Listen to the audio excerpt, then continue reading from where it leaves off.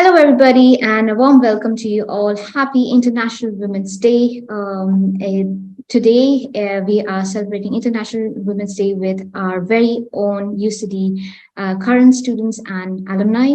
They will be providing you with their views on equity and how to embrace equity, the theme for this year's International Women's Day, which is Embrace Equity. When we think about equity and how to embrace it, for example, if equity is the end goal, equality is the means to get there. So, which means that in all fairness and all likeliness, that there has to be in everyone's circumstances and needs, there should be provided with equality and equity. My name is Ethel, your host, and I'm also joined by my colleague Chiamaka, my co-host. We work for the international section at the UCD Global for Middle East and Africa. Chiamaka, if I want to hand this over to you now to say a hello. Yeah, sure. Hi, everybody. My name is Chamaka, and I am the recruitment manager for UCB based in Nigeria. So basically, I look after everything that concerns events recruitment in Africa. So simply put, the face for UCB in Africa. Yeah, that's it. And thank you so much, Ethel. And I would just give like a brief introduction and summary to everybody here. And then Etta will start off with the questions to our current students. So first off on my list is IBK. IBK was a 100% Global Excellence Scholar and a graduate of MSc Finance from UCB, of course. And she is currently a Senior Management Consultant at KPMG Ireland. Second on my list is Amara, who was a 50% Global Excellence Scholar and a graduate of International Development, currently a Business Support Officer at Go Global. And then I have Zara, a fifth-year medicine student who is studying medicine at UCB. And of course, there is Jude, who is a 50% Global Excellence Scholar, who is in her third year in social science. So that is everybody that we have on here. Very lovely to be here with you. Yeah, we definitely have these gorgeous young women. So we begin with very, very casually with Zara and Jude. One of you, if you want to take this, Jude, what does equity mean to you? And can you cite any kind of examples in your everyday life with means of equity? Of course. As a woman, equity means ensuring that everybody's treated fairly and justly, regardless of their race, their ethnicity, gender, religion, or any other aspect of their identity. As a social justice student, equity also means learning about and addressing the systemic and historical injustices and inequalities that disadvantage certain groups of people in history. And Zara? What does equity mean for you, and can you cite any examples in your day-to-day life? Well, I'm going to take the medicine perspective on this. And for me, it means that you're treated the same as a professional or as a medical student, no matter your gender, and no matter what services you provide, and that you get the same kind of learning experience in the end. Yeah, I think it's well put there, Zara. That and also Jude, your programs that you are studying at UCD, it's exactly the same for all of you on that program, and even the means and the end also to get there. It's again based on each one's circumstances. It's on an equal, straight platform for all of you. All right, so when we talk about any of the women that you admire, who embrace equity, can you give any examples? So any women who is inspiration to you and who you admire, Zara, and who embraces equity, can you give any examples on those? Well, right now, as an Iranian woman, I'd like to say all the Iranian women in my country right now who are trying to embrace equity and trying to rise up against the oppression we've been in for the past about 50 years. So I don't think it's one specific woman. I think all women, not only in Iran, but all around the world are still trying to, kind of embrace equity and just get there. And Jude, what do you, I mean, do you have any idol or any specific women that you'd want to highlight, or just in general, do you want to let us know on the same lines? Yeah, of course. I agree with Zara 100% that all women should and represent equality in general. But if I had to choose, I would probably choose Malala Yousafzai. I think Malala, she's a Pakistani Muslim activist who became an advocate for education and women's rights at a young age. And she survived an assassination attempt by the Taliban for her advocacy work. And she inspires me because she continues after the assassination attempt. She continued to speak out for the rights of girls and women and for them to receive education. So for me, she is very inspiring. Excellent. So, Jude, when do you think that the world around you is ready for equity or to embrace equity? Do you think we are all ready for it? Yeah, I think that's a challenging question because I think people are ready to embrace it. However, it's hard because there's ongoing process of that requires the commitment and effort of individuals, community, organizations, and all those level. Like everybody has to be committed for it to happen, and I don't think everybody is committed. But hopefully, one day we all hope for equity to exist in each and every country.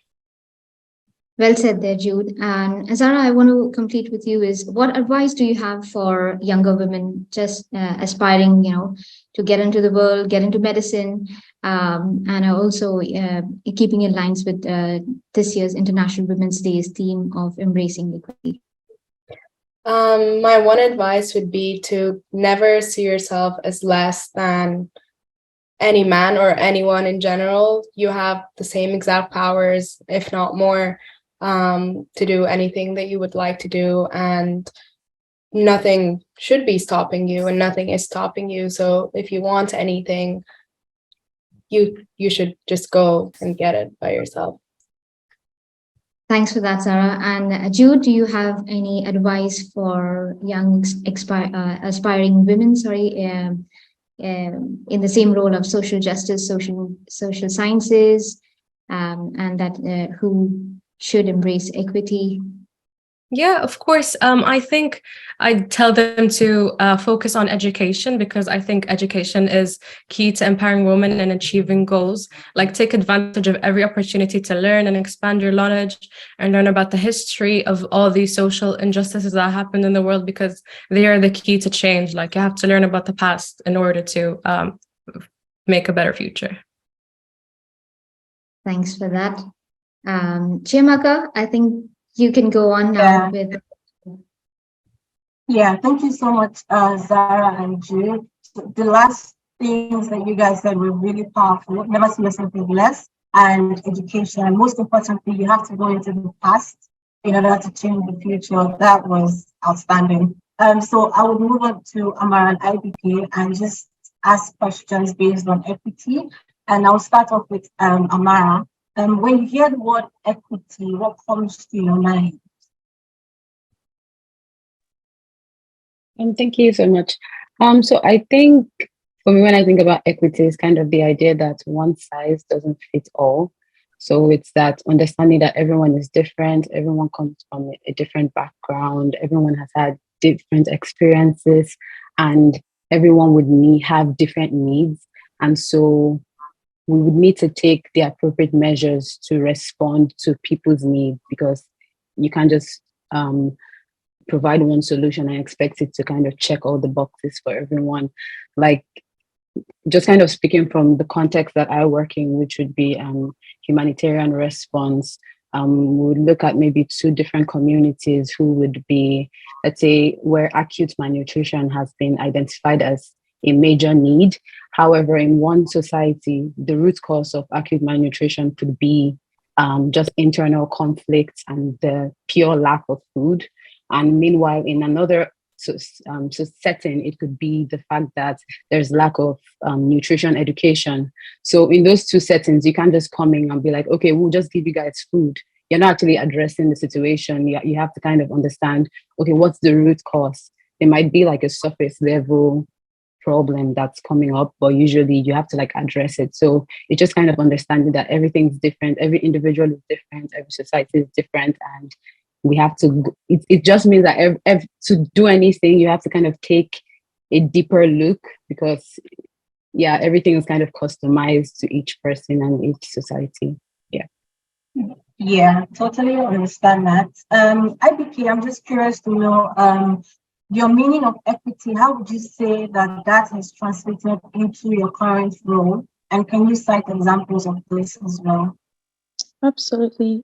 So for me, when I think of equity, I see it as a means to achieving inclusion. Because diversity is given, right? We don't have to force diversity. We already have it. We're so different, like Amara has acknowledged there, and none of us did anything to make us so different. But what we can do and what we need to do is ensure that everyone feels that sense of belonging, everyone feels included, everyone feels that they are treated fairly. And the only way to achieve that is through equity. Like the other speakers today, Amara, Jude, and Zara have said, um, it is showing that one solution might not fit everyone. And I've seen this picture on social media that really explains to me what equity is. And it really showed people of different heights trying to see over a wall. And if everyone was given the same height of steps, that would be equality. And some people will be able to see while others will not be able to see. But if everyone was giving a step that was proportionate to how much height they needed to see above the wall, then that would be equity. And then everybody will be able to have the same or fair opportunity of seeing outside of those walls. So to me, that is equity, is taking into consideration everyone's unique conditions, everyone's unique challenges, and developing a solution that suits them. And so in my role as a financial consultant, the biggest way that this translates for me is in financial inclusion. People from different backgrounds have different reasons why they might not be able to have access to finance, whether for personal reasons like getting a mortgage, or for business reasons like, starting up a small business.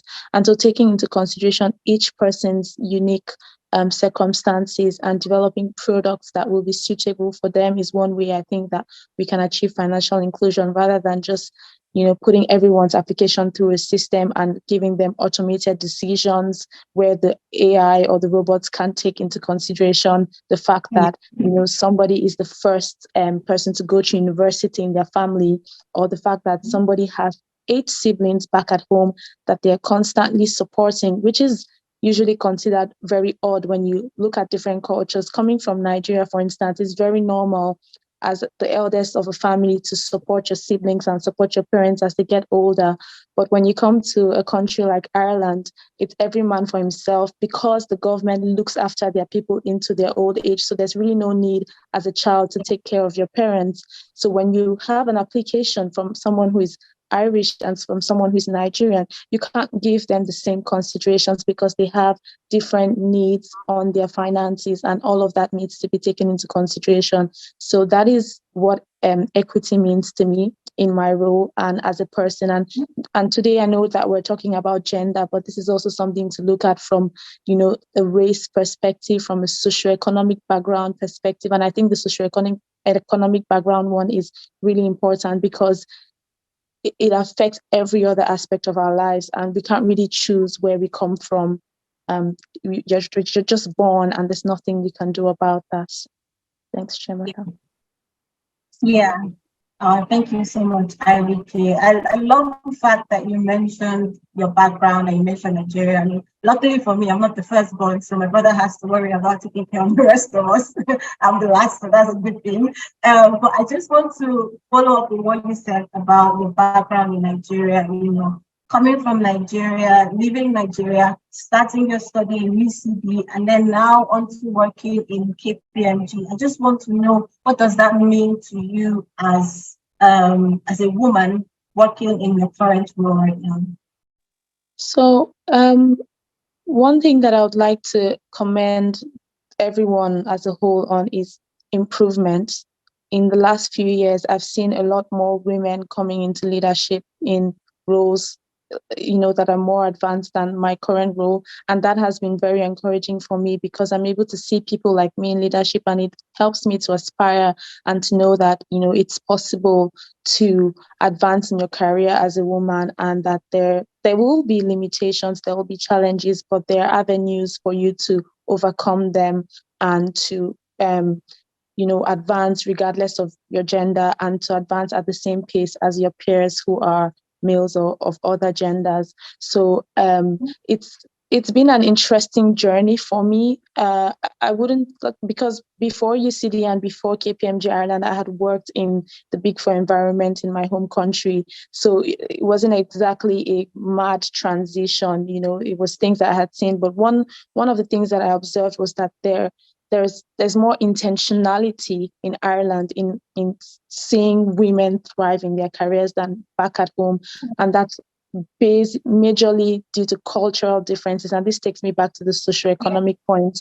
In Nigeria, you can decide as a woman that, you know what, I've had enough of this 9 to 5 boss lady nonsense. I just want to stay at home and my husband is going to look after me. And no one will frown at that. You will be absolutely taken care of, like by your family and by your husband. If you needed anything, you could even run back to your parents.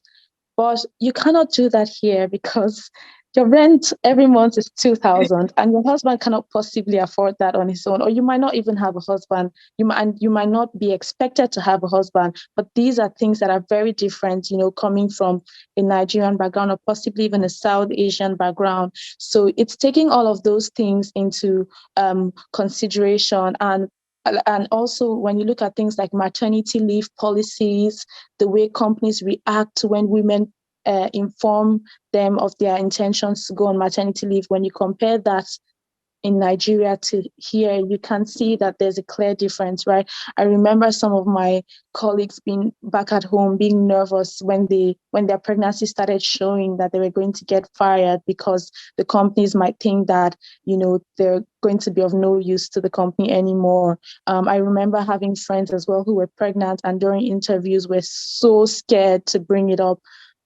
because they were afraid that they would not be selected. I remember some of my peers when we just finished university, when they were applying to work in banks, some of them got contracts, and in their contract, it was clearly stated there that, in the first 2 years of your employment here, you cannot get pregnant. And if you do, you're not going to get paid maternity leave.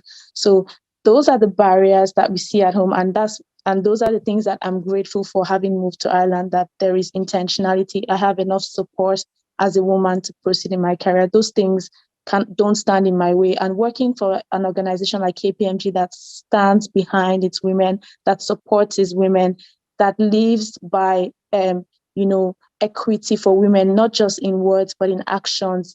I've seen so many cases of women going on extended maternity leaves during their career and it not affecting their progression. And I've seen cases of women coming back from maternity leave and getting the promotion that they would have gotten if they were in work anyway. So for me as a woman, that encourages me. That tells me that I'm working for the right organization. And this is because the country as a whole enables these things to happen, because there are laws that, mandate organizations to give these kinds of allowances. So it's really been a journey, and I'm grateful to be here at this point in my life. Yeah, wow, that's totally amazing. Thank you so much, IDK. And I'm glad that the job is not just a job for you, other values that are included in your job role as well. And you're absolutely happy with it. One thing that everybody has mentioned across the room is inclusion, diversity. And one thing Amara really said that stood out for me was it's not one size fits all. And so I want to take that back to Amara and ask, what would you say, knowing that this equity that we're talking about is not one size fits all, what would you say are some challenges that women face while embracing equity? Okay, so I think just actually like what I had in mind when I saw this question was exactly what IVK was talking about, kind of sometimes there's not necessarily like a systemic discrimination when you decide to prioritize family life, but I think sometimes it's the expectations. Like you just think that if I say, okay, I actually want to maybe prioritize family life for the next 2 years, you feel like, oh my God, when people feel like especially like in Ireland, you would feel like people would think, why? Like why would you want to do that? But and then there's also the part of when you come back to the workforce, maybe finding it hard to get back in, or maybe after staying out for a bit, or even when you get back in, the whole thing of like mom guilt, when you feel like, oh, I've been at home for so long and now I'm leaving my kids, especially in somewhere like Ireland. Let's say if you don't have family, where you always have to, maybe you have to have a crash, so you feel like, wow, my kids spend more time in crash than they spend at home. And then there's like, so I think that's where that's the aspect I took it from a woman deciding she wants to prioritize family life over her professional life, or vice versa, a woman deciding she wants to prioritize her professional life and maybe not deciding to get married, or even if she gets married, deciding, I don't want to have kids for a couple of years. So there's that thing. And just as IBK said, like, so certain cultural backgrounds, people are like, why would you want to do that? But I guess it's just about opening up our minds, and as you said, not one size fits all. People don't always want the same thing, so leaving people to make those decisions for themselves. Yeah, that's so profound. I mean, like, just thinking about the Nigerian culture and then comparing it to what the both of you have said about Ireland, it is very rare to find women having it all in Nigeria. I mean, it has to be, you either choose your family or you choose your career, and then if you find a woman who wants to like fit all of them together, it's always some sort of tug of war, because either the job space is not letting her focus on her family, or family space is not letting her focus on the job. It's very rare to find women combined with both of them. But what would you say, Amara, to you too? What would you say if you had the opportunity to create a system for women facing challenges with equity? What system do you think you'll be able to create for these women? I can't necessarily build the system because it's dependent on the situations of the people in it. But I would say that one thing that would be important in a system that truly responds or that is truly equitable is one that people are always willing to listen, and people are actually ready to have difficult conversations. Because sometimes the things that are making the society not equitable for certain people are actually some elements that make other people comfortable. So sometimes you actually have to challenge like the status quo, and you might have to go out of your way to be like, okay, this thing doesn't work for people. So it might mean a woman working 4 days, 4-day weeks. So that means that the one day she's out of office, someone else has to take on her workload. So it's just like things like that. So it's not one size fits all. We just have to be ready to listen and then make decisions following that, and then challenge any norm that might be having an adverse effect on on someone else. Yeah, challenging the status quo. And I mean, it won't be bad if we have like a women's public holiday just for when is that time of the month? I mean, we can all relate to that. Can we just have one day off, or like 2 days off when is that time of the month? But IBK, just how has it been for you working with people from different parts of the world? I mean, we're talking about inclusion, we're talking about diversity, we're talking about equity. How has it been for you working with, I mean, I want to assume that you work with people from different parts of the world. So what would you say your experience has been so far?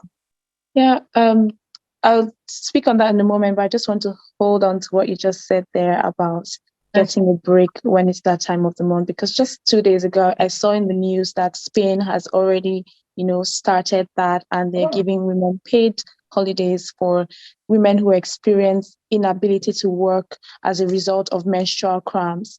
And this is something that I have experienced personally.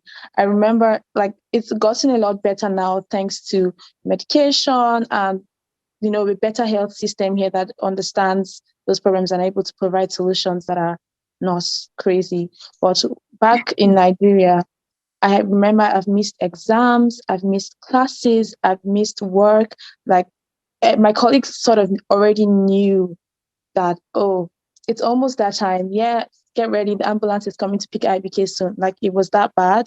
the ambulance already knew when I called. They are like, yeah, we're coming straight to your office, and that's it. I can't work for the rest of the day. So for some other women, right, they don't have this problem. My sister in question, and I'm like, are we not born from the same parents? This is so unfair. But this takes us back to what Amara was saying there. Like, you need to consider each person's case. So it will be so unfair for whoever is your superior at work to not take that into consideration. Like, it's a serious health condition. For some people, it's not, they're not making it up. Nobody wants to be in so much pain, and not everyone can even tolerate the kinds of medications that will relieve you of that pain. So it's just being flexible. It could be like Amara was suggesting, for every day that I miss work, I'm going to work up my hours on other days when I'm feeling right. And I'm so grateful that in my previous organization, when I was in Nigeria, they understood, even though my managers were men who should not be able to relate to that in any way whatsoever, but they understood, and they gave me that flexibility. I was never questioned.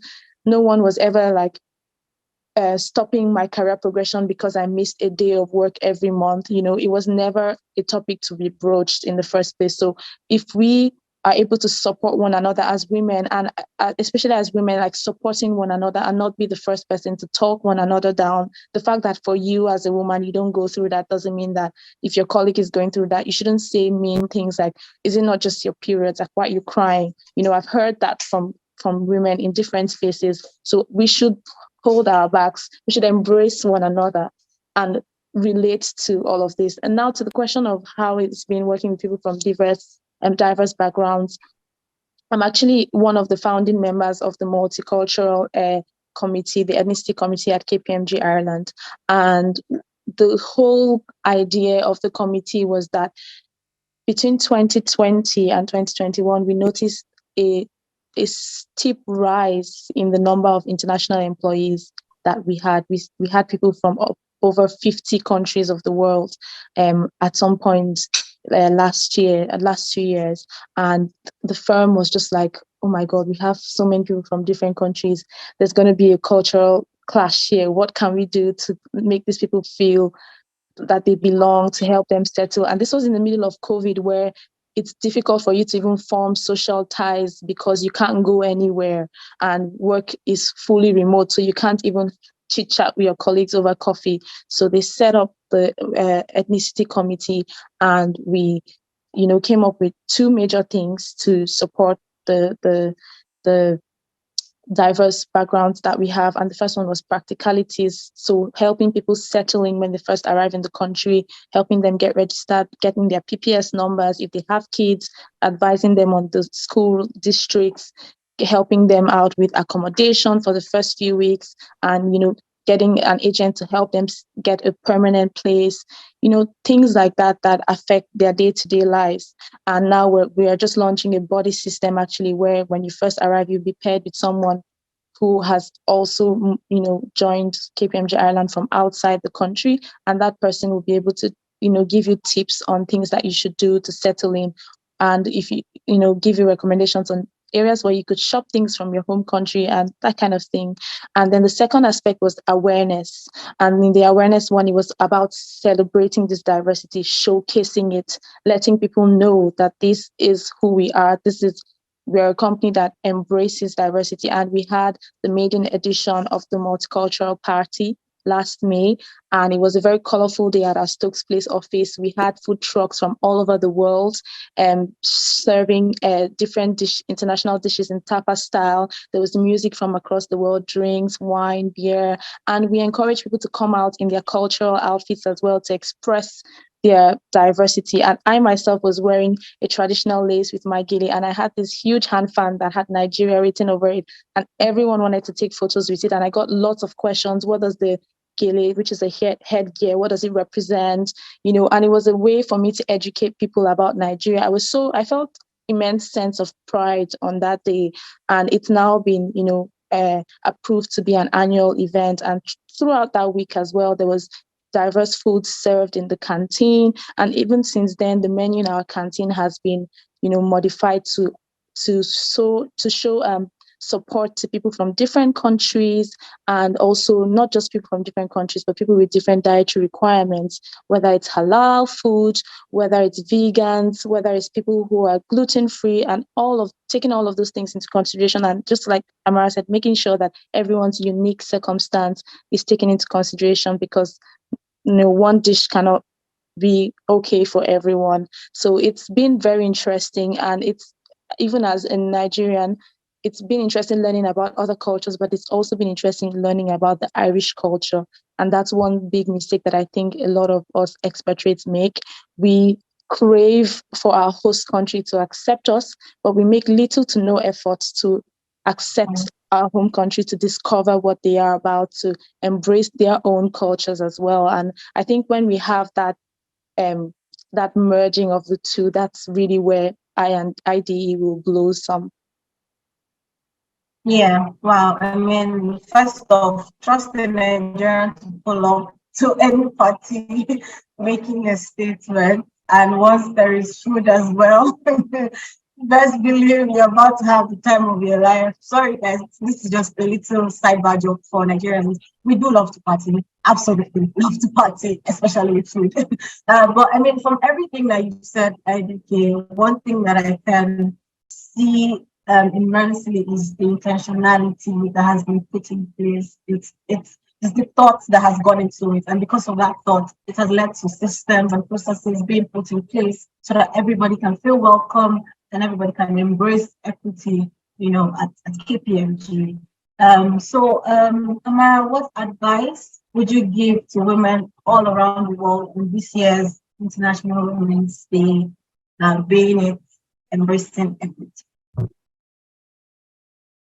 I think Jude already mentioned it, but I think it's just be about, like, don't shy away from whatever makes you different. Just embrace it. Like, what's the point of trying to be different when you're already different? Like, just embrace what makes you you, and just accept the fact that whatever decisions you make for your life are valid. So if it's to pursue a professional life, do that. If it's to pursue family life, do that. If it's to take a break and travel, do that. Like, there's only so many years on this earth, so you might as well just do whatever you want to do, of course, without harming anyone.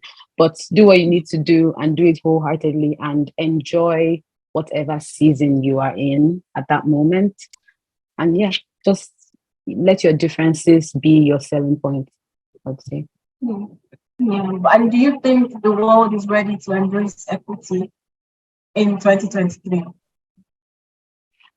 I would say we're not there yet. Like, we're definitely getting there. Like, conversations like this, and and then celebrations or International Day observances like International Women's Day, and just different. We can see now that people are more aware of, like, climate change, and how, what I'm doing here is affecting someone else in another country, and everything I do has a ripple effect. So I think we're getting there, but we're not there yet. I wouldn't say we're there yet at all, because it's like, it involves everyone putting in effort, and we haven't gotten everyone to put in effort yet. So we have to keep the lines of conversation open and active at all times.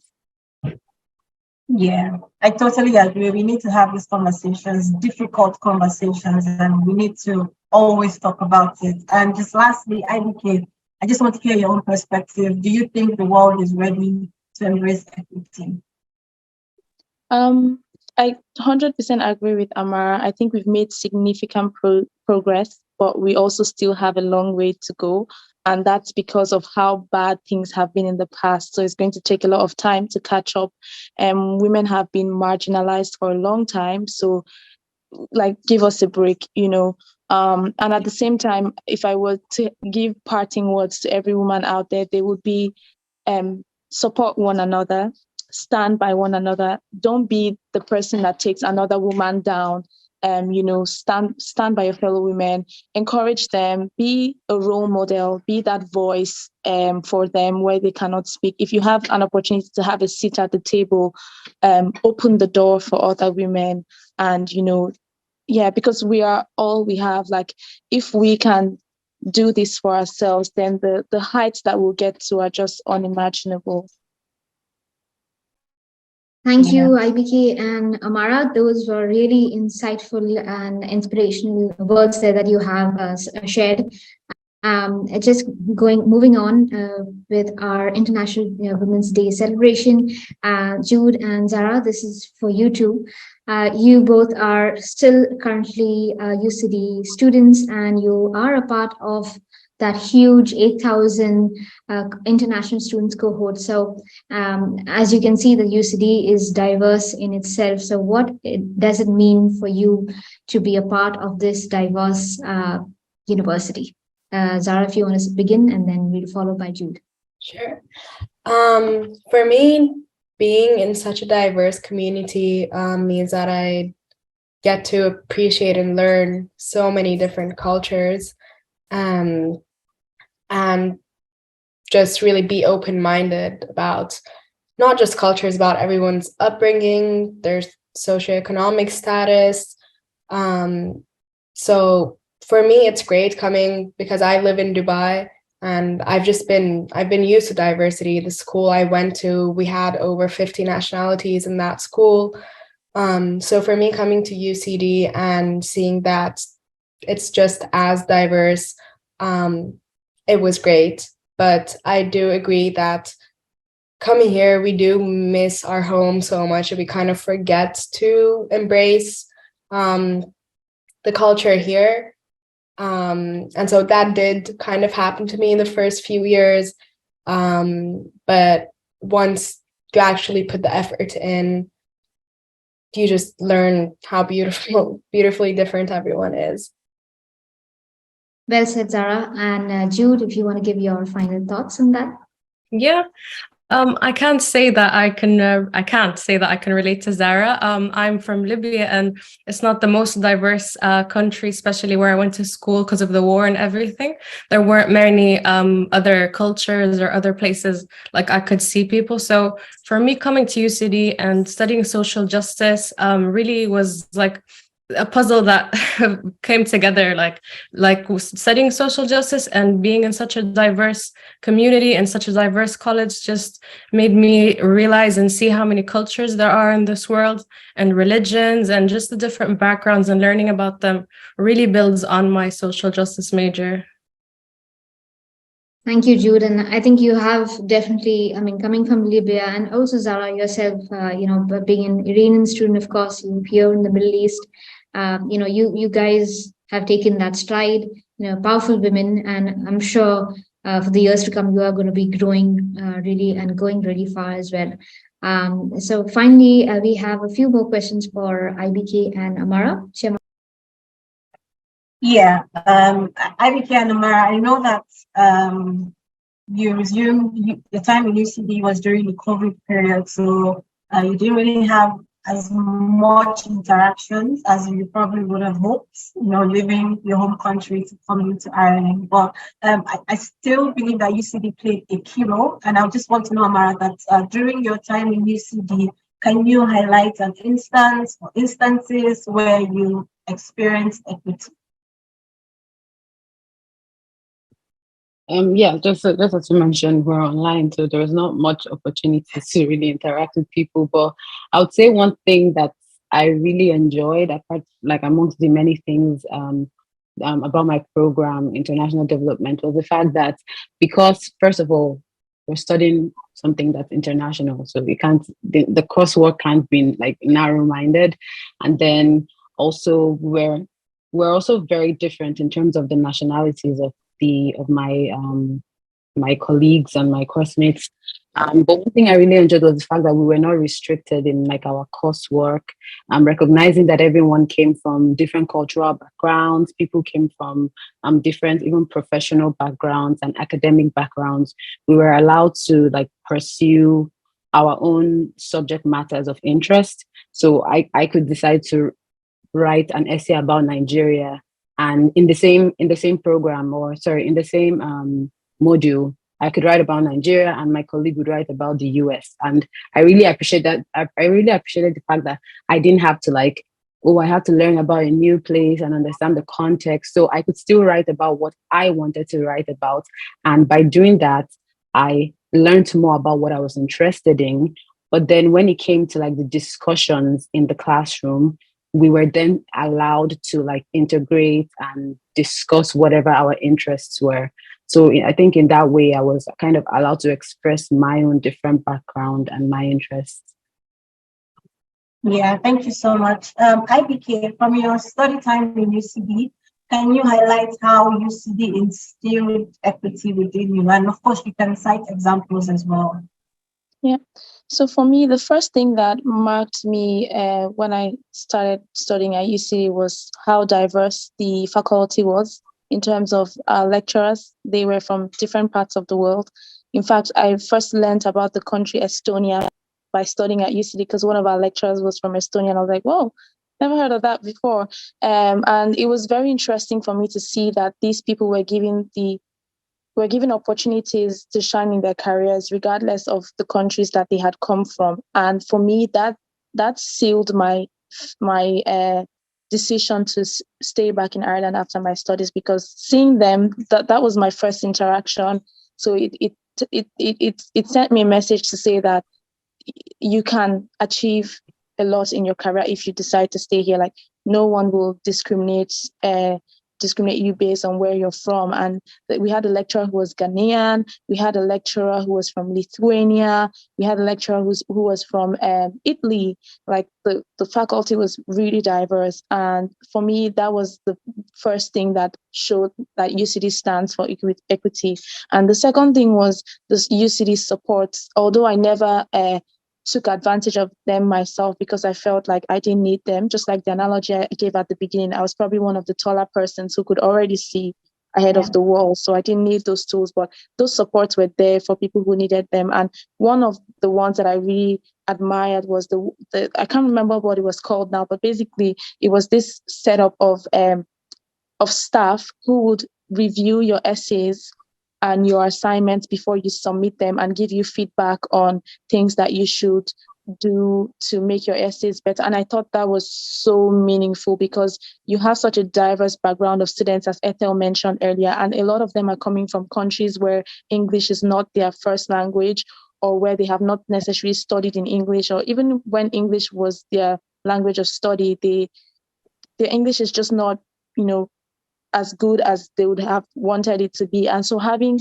that support system to take into consideration that everyone is not on the same level. Some people have better English levels than others, and we are here to support you. We're not going to allow that to be a barrier to you graduating with good grades. I thought that really sends the equity message across for UCD as an organization. That being said, I think there is still a lot that UCD can do.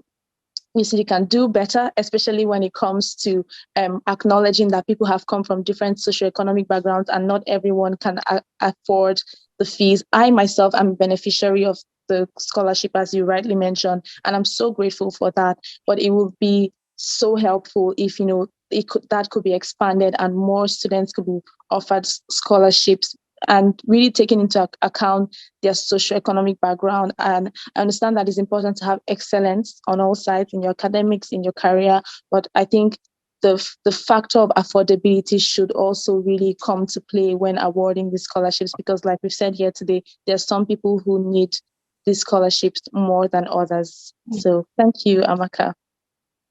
Yeah, you're very welcome. Thank you so much, IBK. And your feedback has been taken note of, and we will definitely see to it. Just to quickly wrap up, as a fellow alum myself and as a fellow global excellence scholar, I wanted to give really nice remarks to close off this recording, but everybody here on this call said something so insightful and so meaningful. So what I did, rather than Googling the meaning of equity, was I'm going to pick everything that everybody here has said, and hopefully it makes one big nice sentence. So starting from Jude, actually, one thing that I picked from what you said was that we need to go back into the past so that we can understand our present, and so that way we can effect change for our future. And then Amara mentioned that we need to start having difficult conversations because one size does not fit all. It's not the same system for every single person. And then IBK mentioned intentionality. It is very key that we're intentional in what we're doing. And then Zara, to just wrap it up, said that we're beautifully different. So that for me is what I'm taking off from this recording. And I just hope that it made a lot of sense, picking everything everyone has said. So thank you so much for taking out the time to join us today with this recording. It was really insightful. And I'm not just saying that just because I have to say it. It was truly insightful and very inspiring. So at this point, we're just going to close out and we're going to try and take some pictures before we say our final goodbye. So, Ethel. So thank you so much, all of you. Zara, Jude, IBK, and Amara. It was lovely to meet you all virtually. And as Chiamaka did rightly point out, I think we have really, really good points that all of you have listed out here. And I know all of us are so busy, but you have made time for us. So thank you again. All right, on a count of three. So 3, 2, 1. If you want to